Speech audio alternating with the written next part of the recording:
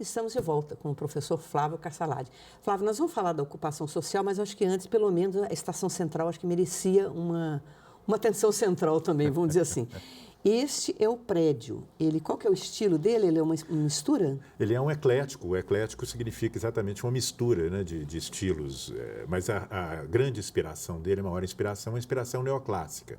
Porque o classicismo sempre esteve ligado à ideia da democracia na Grécia Antiga, da República, em Roma, na né? República, e foi o estilo oficial, vamos dizer, da República nascente do Brasil, que corresponde à época que Belo Horizonte nasceu também. Esta foto, aliás, a maior parte das fotos é de quem? Roberto Steino. Essa foto é muito bonita, quer dizer, é a mesma coisa, mas ele pegou um momento do dia bonito, assim. Tem essa foto e tem o interior também, que acho que é interessante a gente mostrar. O interior dela é belíssimo, né? Um interior muito requintado e que a restauração recente, quando foi feito o Museu de Artes e Ofícios, ela foi muito cuidadosa no sentido de recuperar todos os simbolismos ligados à ferrovia, Pois etc. Como é que a gente chama isso aqui? Esse aqui é um... É um guarda-corpo, né? Todo ele trabalhado. Ele é todo rendado, todo rendado. Né? Ele é maravilhoso. Isso o prédio importava? de um requinte, Importava? sim. O prédio é de um requinte fantástico, né? Não, e também mármore de Carrara, muito Sim. mármore de Carrara, né? Assim, nossa, é uma coisa realmente muito sofisticada. É interessante isso, né? Essa época, né? Digamos, muita pobreza e, ao mesmo tempo, muito requinte, né? E essa estação veio para substituir uma antiga estação. Existia uma estação anterior a essa durante 20 anos e ele veio para substituí-la. E quanto ao uso daquele espaço urbano? Você falou que ele era o portal de entrada, né?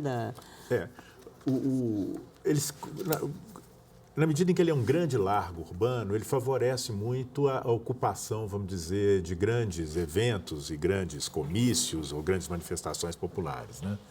O livro mesmo, ele tem uma foto de um comício da Aliança Liberal que contou com a presença do João Pessoa, junto com o presidente Antônio Carlos. Depois nós já falamos também sobre a greve da construção civil que aconteceu ali.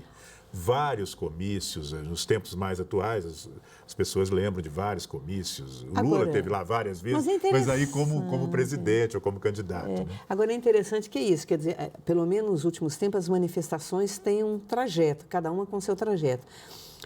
Digamos, simplificando, o pessoal mais ligado à esquerda, simplificando, costuma ali na Praça Afonso Arinos se encontrar, depois faz um trajeto e termina na Praça da Estação. É o ponto alto, geralmente, da manifestação é na Praça da Estação. Já o pessoal que eu não saberia classificar, eu não vou dizer, não vou chamar de direita nem de coxinha, que eu não gosto dessa expressão também. Eu acho que é um movimento político como qualquer outro. Sim, claro. Mas eles têm outra trajetória. Eles costumam se encontrar em outro lugar, geralmente não sei onde que começa, mas geralmente termina na Praça da Liberdade. São dois trajetos, né? A Praça da Estação, ela sempre teve um caráter muito popular, né? Que foi sendo consagrado ao longo do tempo em função de ali ser um lugar de trocas de modalidades de transporte urbano. Quando ela deixa de ser o portal de entrada da cidade de Belo Horizonte, perdendo a primazia para o transporte rodoviário, logo depois ela começa a ser um lugar também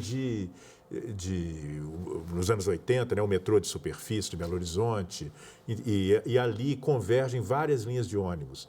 Historicamente sempre convergiram para lá e isso foi consagrado com as estações de transbordo que hoje existem por ali. Então é um lugar que as pessoas trocam de linhas de ônibus, né? Às vezes vindo de um bairro para ir a outro, ou mesmo chegando ao centro da cidade. Então isso favorece também uma grande diversidade cultural e uma grande oportunidade de trocas culturais entre as pessoas.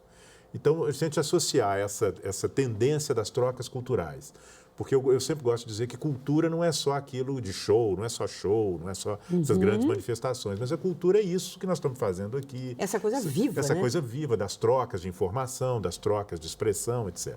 Aliás, o livro seu, pelo que eu me lembro, na apresentação, no prefácio, já não me recordo, mas a pessoa disse, se você pensa que vai ler um livro de história, vamos parar por aqui, porque é muito mais a história da convivência na praça, né? Exatamente, é o prefácio do Pedro Paulo Cava, né? Que é muito interessante. Agora, essa última, porque daí você tem um momento de decadência, né? Assim, de abandono da praça, né? Teve um momento ali antes, um pouco, nos anos 80, nesse momento da própria decadência do transporte ferroviário, a praça começou a ser ocupada como um grande estacionamento. E a cidade se revoltou muito contra isso, né? Um grande espaço daquele, um largo urbano, servindo como estacionamento. E ela foi recuperando aos poucos a sua dignidade e a sua importância como espaço público. Porque teve um projeto mesmo de revitalização, né? Teve um grande projeto de revitalização. A praça, nas suas feições atuais, ela foi reinaugurada em 2004 e começou a ser muito apropriada pela cidade, não só com comícios, manifestações políticas, mas também com eventos de toda a ordem, né?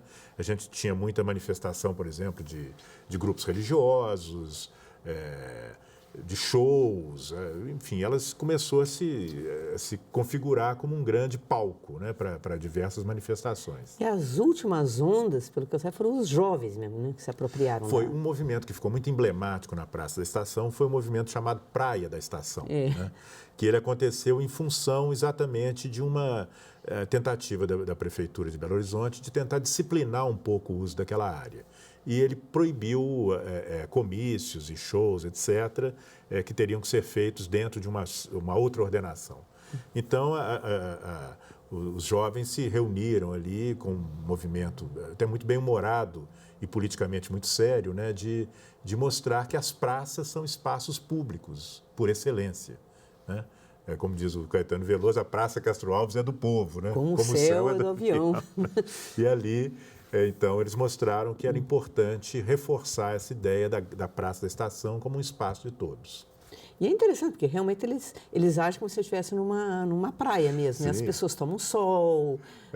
Teve gente que foi com aquela boia de patinho, né? E aí ainda teve aquele episódio que eles tinha água, né? Mas depois a prefeitura mandou cortar água, mas eles contrataram os caminhões para... Contrataram caminhões-pipa. Né? Eu acho que é só uma imagem também, porque faz parte do entorno ali também, eu vou mostrar aqui, que é essa coisa do viaduto, né? Que faz parte daquilo ali também, né?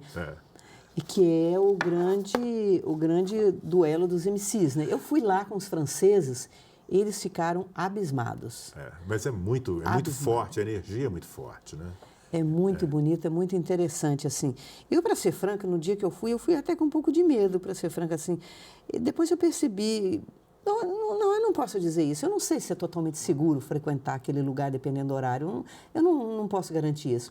Mas embaixo do viaduto eu não vi problema algum. Era um ambiente, assim, de rivalidade artística, muito bonito. E, inclusive, meninas também...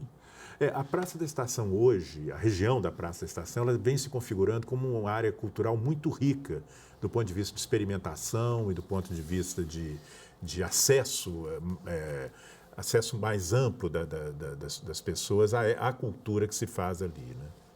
E uma coisa que você tinha vontade de falar, eu achei que não ia dar tempo, mas se der tempo de se achar rapidamente aí com as suas marcas, como é que é o... Estação Central? O edifício central. O edifício central. O edifício um pedacinho central, que você podia ler, assim, se você na achar realidade, direito. o edifício central... Que é uma Babilônia, né? Ele é uma Babilônia, né? Ele tem muito a ver com todo esse movimento, né, de trânsito e de trocas que se faz ali, né? Então, no edifício central, o que eu procurei fazer aqui foi exatamente ele contar a história de si próprio, como todos os edifícios do livro, e ele fala que a vitalidade no edifício é exatamente ter gente dentro dele. Então, que ele é muito vital nesse sentido. Tem de tudo, né? Lá, né? Vem de tudo. Ele fala, né? Tem calçados para todos os pés, acredito que é um sapato velho para cada pé cansado, salto alto, salto baixo, rasteirinha, plataforma, Anabela, sapato que é para quem quer ficar alto ou para quem quer ficar mais baixo do que o namorado, e junto com o sapato vendo bolsas, e por aí vai o texto todo ele falando de... Porque eu fiz uma pesquisa grande de tudo que é feito. Você foi lá várias vezes? Várias vezes, do que é vendido ali. Comprou o sapato e tudo? Não, mas Anabela não fica bem em mim. Mas assim, o comércio é impressionante, a variedade de coisas. É uma que tem ali. vitalidade, né? Porque às vezes as pessoas falam em revitalizar o centro, fazer isso, fazer aquilo. Quer dizer, a impressão que eu tenho às vezes é que o centro está bem vivo, sabe? Não, Assim, revitalizar eu acho que realmente, como você bem coloca, é uma expressão errada para ali. Né? A gente pode Pior dizer ainda requalificar, mas revitalizar. Pior não. ainda talvez seja gentrify, né? Que tem essa expressão também que se usa. Que a gente traduziu por gentrificação. Né? Também que é o que exatamente? A gentrificação é a substituição a gentrificação vem da ideia de enobrecimento do espaço. Vem ligado a uma ideia de higienização, né? Porque muitas vezes... Aí aumenta o preço do metro quadrado, Exatamente. que foi o que aconteceu talvez na Savassi, talvez. Quando há investimento público em algum espaço da cidade, ele tende a valorizar. E se valorizando, ele tende a expulsar uma população mais pobre que mora ali. Sempre aconteceu isso, né? Isso Sempre, eu estou falando, por exemplo, o centro de Paris, aconteceu isso com Haussmann, talvez a reforma do Rio, Pereira Passos também. É a expulsão. Belo Horizonte aconteceu isso. Poucas pessoas conseguiam morar dentro do plano piloto do Arão Reis. Os bairros Floresta, Santa Efigênia, por exemplo, eles foram os bairros de primeira ocupação na cidade, exatamente e Lagoinha, porque as pessoas não conseguiam morar dentro da Avenida do Contorno, porque o metro quadrado era muito caro. Então, quem construiu Belo Horizonte efetivamente ficou na Lagoinha, Floresta, Santa Efigênia. É a história... E os funcionários públicos que vieram para dentro, e os mais ricos. Né? A história normal das sociedades capitalistas, né? Claro. Mas, enfim, eu acho que você está satisfeito com essa nova...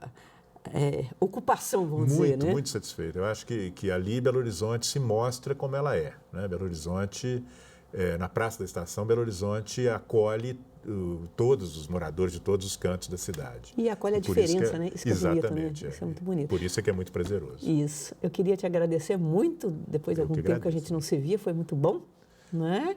E dizer que eu tive um prazer imenso de ler seu livro. Não foi uma tarefa, um trabalho, foi um prazer muito grande. Que bom, esse é o propósito, e ter uma leitora como você me honra muito. E eu fico mais ainda comovida. E queria despedir de vocês, né? Dizer que qualquer sugestão ou crítica, vocês têm um endereço aí embaixo da tela para vocês enviarem e convidar para vocês nos acompanharem na semana que vem, no próximo Conversa com Miriam Cris, terça-feira. Até lá, então.